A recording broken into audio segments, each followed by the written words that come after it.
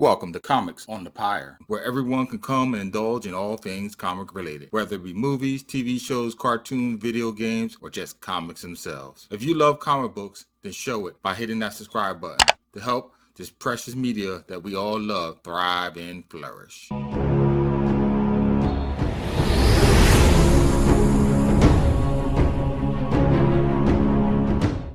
Somewhere deep in the far-off reaches of infinite space, a chrome figure surfs the starways.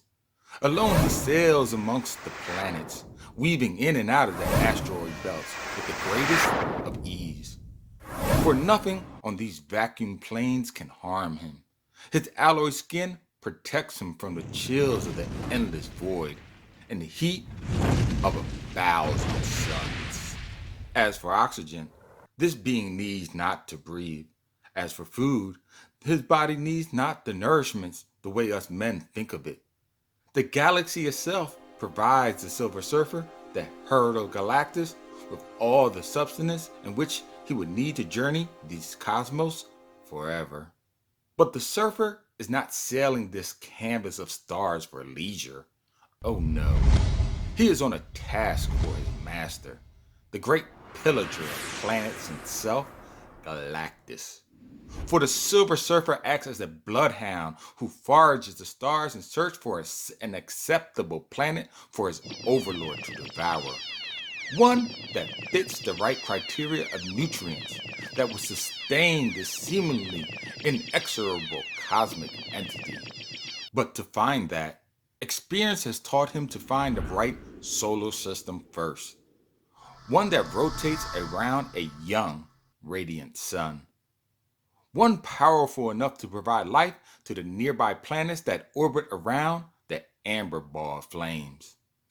The only problem when finding a planet suitable for Galactus' requirements is that they are normally already inhabited.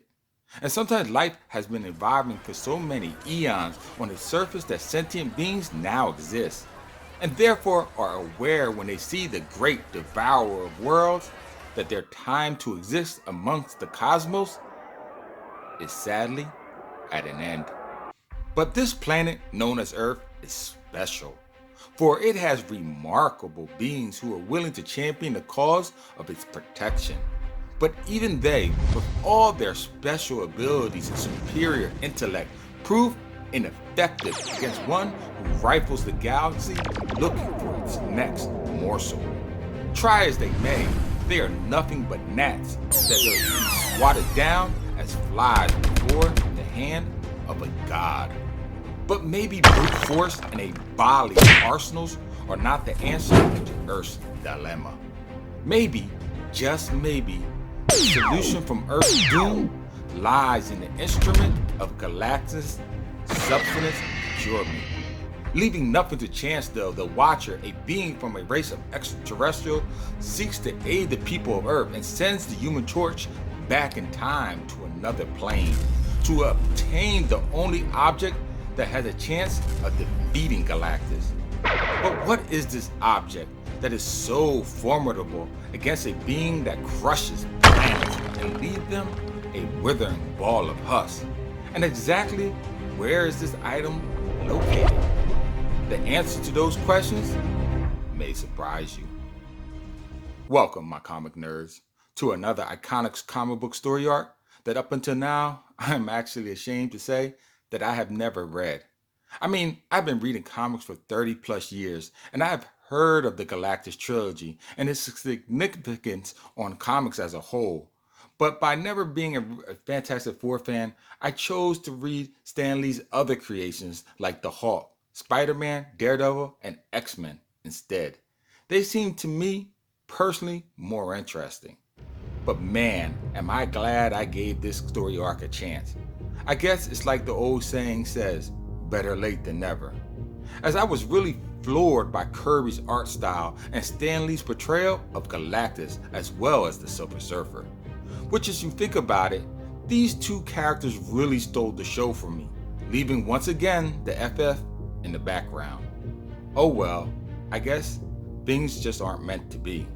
It's hard to believe this story arc is over 50 years old now, I mean, being released in 1966 during the quote silver age of comics when issues were largely considered for kids, these more mature themes must have came as a shock for slightly older readers, truly showing how progressively thinking Stan Lee was for his times. I mean, Galactus isn't your average bad guy, evil just for evil's sake. In fact, he doesn't see himself as a bad guy at all, just someone looking to survive. He states in one panel, "It is not my intention to injure any living being, but I must replenish my energy. If petty creatures are wiped out when I drain a planet, it is regrettable, but unavoidable." Well, viewer, you may say he is still a bad guy. His actions kill helpless beings. But as the Silver Surfer is battling this cosmic entity, he states also, "You speak of me as though I am a monster. Do not the humans themselves slay lesser beasts for food, for subsistence? Galactus does no less." In the immortal words of an old Tom and Jerry cartoon, take that, rebuttal. It seems that Galactus is just higher up on the food chain, and by right of station, just playing his position. But since humans are now on the shit end of the stick, now we got a problem with the order of things. Pretty good paradox, Stan. Pretty good paradox. If you get a chance, viewer, read this story arc, as it is also the first appearance of two of Marvel's highly iconic characters. With that being said, I give this trilogy a 4.0 out of 5, a great read ranking. Please visit my YouTube channel, Comics on the Pyre, and fellow YouTuber Second Street Marvel for other videos like this one. Tap that bell icon before you go, and oh yes, until next time, as always, keep reading, my friends.